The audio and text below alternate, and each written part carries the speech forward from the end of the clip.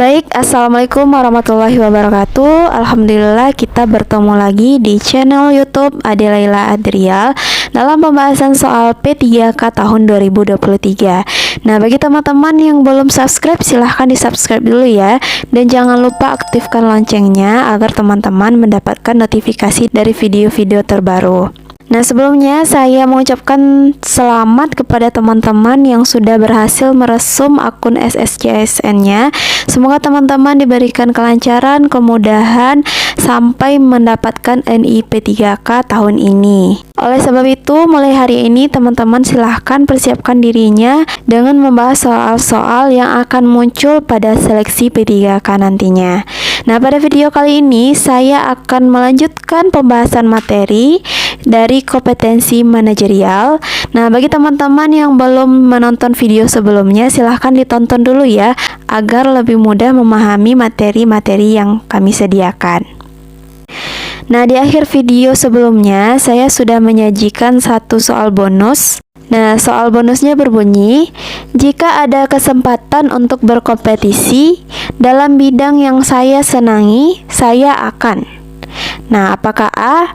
mengalahkan pesaing dengan meningkatkan diri? B. ikut hanya kalau ada kemungkinan menang? C. berusaha keras mengalahkan pesaing dengan cara mencari kelemahan mereka?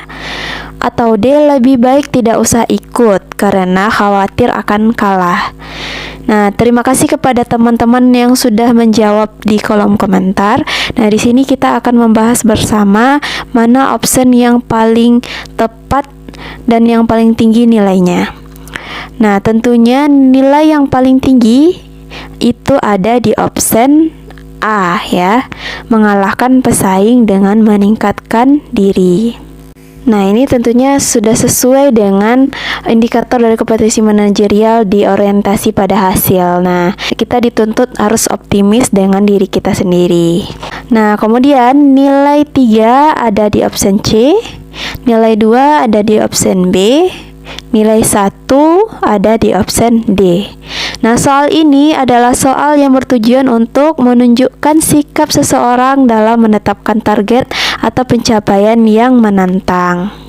Nah, baik, di video kali ini saya akan menjelaskan indikator dari kompetensi manajerial, yaitunya pelayanan publik dan pengembangan diri dan orang lain. Apa itu pelayanan publik? Pelayanan publik adalah kemampuan dalam melaksanakan tugas-tugas pemerintahan, pembangunan, dan kegiatan pemenuhan kebutuhan pelayanan publik secara profesional, transparan, mengikuti standar pelayanan yang objektif, netral, tidak memihak, tidak diskriminatif, serta tidak terpengaruh kepentingan pribadi, kelompok, golongan, atau partai politik. Nah, ini dia, pelayanan publik itu adalah kemampuan kita dalam pelayanan masyarakat ya. Bagaimana pelayanan itu harus profesional, kemudian harus transparan, mengikuti standar pelayanan, netral ya, tidak memihak, tidak diskriminatif, dan tidak terpengaruh kepada golongan, kepentingan pribadi, kepentingan golongan, atau partai politik. Nah, lanjut, pengembangan diri dan orang lain. Nah, apa itu pengembangan diri dan orang lain? Tentunya kemampuan untuk meningkatkan pengetahuan dan menyempurnakan keterampilan diri, menginspirasi orang lain untuk mengembangkan dan menyempurnakan pengetahuan dan keterampilan yang relevan ya, yang sesuai dengan pekerjaan dan pengembangan karir jangka panjang, mendorong kemauan belajar sepanjang hidup, memberikan saran atau bantuan, umpan balik, bimbingan untuk membantu orang lain untuk mengembangkan potensi dirinya. Nah, ini kata-kata kunci yang perlu teman-teman ketahui dalam pengembangan diri ya. Ya, tentunya bagaimana cara kita meningkatkan pengetahuan dan menyempurnakan keterampilan diri, dan bagaimana cara kita untuk pengembangan karir, kemudian bagaimana cara kita untuk mendorong kemauan belajar dalam pengembangan orang lain. Nah, bagaimana cara kita untuk membantu orang lain dalam mengembangkan potensi dirinya. Nah, baik, kita masuk ke contoh soal yang pertama. Ketika menghadapi suatu keluhan atau komplain dari pelanggan mengenai pelayanan yang diberikan tempat kerja saya akan. Nah, kata kunci dari soal ini yaitu komplain dari pelanggan. Nah, bagaimana tanggapan kita terhadap komplain dari pelanggan? Apakah A. mencatat dan menyampaikan keluhan itu kepada atasan, atau B. mencoba membantu pelanggan menyelesaikan persoalan, atau C. menjelaskan peran saya dalam menangani keluhan pelanggan, atau D. menjelaskan aturan dan prosedur yang berlaku pada pelanggan. Nah, silahkan teman-teman jawab terlebih dahulu. Jawaban yang paling tepat ada di option A ya, mencatat dan menyampaikan keluhan itu kepada atasan. Kemudian nilai 3 ada di option B, nilai 2 ada di option C, dan nilai 1 ada di option D. Nah, soal ini adalah soal yang bertujuan untuk mengetahui sikap Anda dalam menerima keluhan dari pemangku kepentingan atau masyarakat. Nah, soal selanjutnya, ketika saya harus menjelaskan kepada orang lain, hal yang terjadi adalah. Nah, kata kunci dari soal ini yaitunya saya menjelaskan. Nah, kalau kamu menjelaskan, apa tanggapan orang lain? Apakah A. kebanyakan orang ingin agar penjelasan tersebut diulang? Atau B. sebagian orang masih meminta penjelasan? Atau C. orang memahami penjelasan saya? Atau D. orang menjadi antusias atas penjelasan saya? Nah, silahkan teman-teman jawab terlebih dahulu.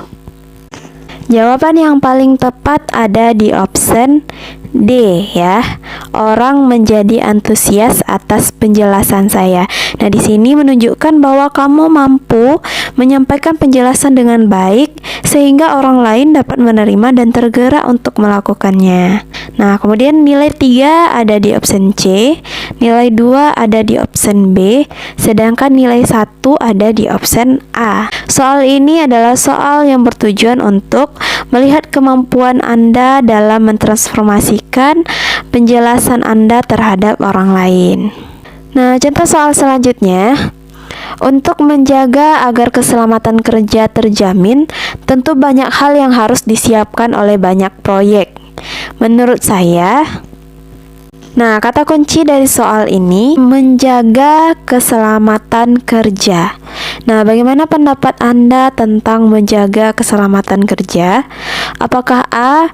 semua pekerjaan harus mengenakan topi pengaman, sarung tangan, dan alat lain yang mendukung kelancaran proyek?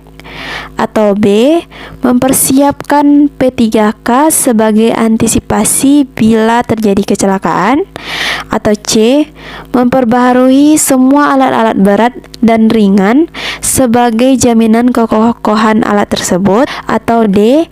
developer menandatangani perjanjian dengan pekerja tentang keselamatan kerja serta asuransi jiwa pekerja? Nah, silahkan teman-teman jawab terlebih dahulu. Nah, jawaban yang paling tepat tentunya ada di option A. Semua pekerjaan harus mengenakan topi pengaman, sarung tangan, dan alat lain yang mendukung kelancaran proyek. Di sini menunjukkan bahwa Anda mampu memberikan standar pelayanan yang terbaik serta mampu membuat kebijakan yang selaras ya. Nilai 3 ada di option D, nilai 2 ada di option B, sedangkan nilai 1 ada di option C. Nah, soal ini adalah soal yang bertujuan untuk mengetahui bagaimana Anda menjaga standar pelayanan di instansi Anda serta menjaga keselarasan antara kebijakan dan para pekerja. Nah, contoh soal selanjutnya, seperti biasa, menghadiri seminar adalah kegiatan yang. Nah, di sini menanyakan pendapat Anda tentang menghadiri seminar. Nah, apakah A. membosankan, B. dapat menambah ilmu pengetahuan, C. selalu saya manfaatkan untuk bertemu teman, Atau D, saya akan mencari kesibukan lain agar tidak ditugaskan untuk kegiatan tersebut. Nah, silakan teman-teman jawab terlebih dahulu. Nah, jawaban yang paling tepat tentunya ada di option B. Menghadiri seminar itu dapat menambah ilmu pengetahuan. Nah, ini sesuai dengan indikator pengembangan diri ya. Nah, dari option B ini menunjukkan bahwa kita memiliki keinginan dalam meningkatkan pengetahuan serta memahami bahwa menambah pengetahuan sangat penting ya. Nilai 3 ada di option C, nilai 2 ada di option D, sedangkan nilai 1 ada di option A.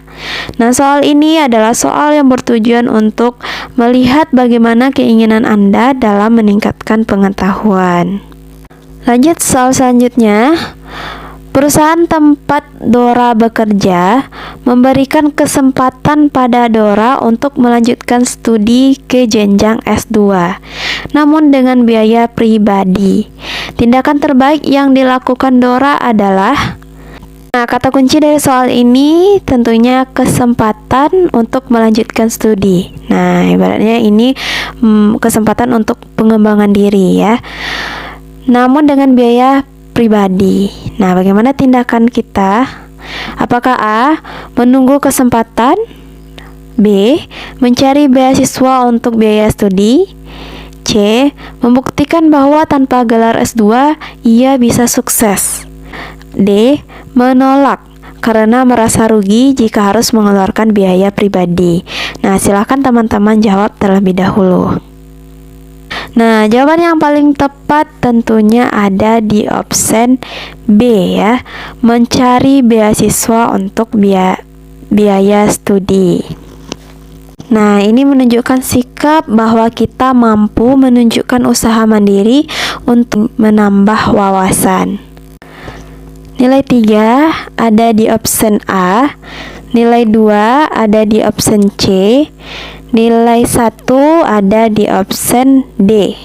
Nah, soal ini adalah soal yang bertujuan untuk melihat bagaimana Anda menunjukkan usaha mandiri dalam mengembangkan pengetahuan. Baik, kita lanjut soal selanjutnya. Setiap orang harus selalu mengembangkan diri dengan terus belajar sepanjang hidup. Pendapat saya terkait penyampaian tersebut adalah... Nah, kata kunci dari soal ini yaitunya mengembangkan diri. Nah, bagaimana pendapat Anda tentang mengembangkan diri? Apakah A, setuju karena sesuai dengan ajaran agama?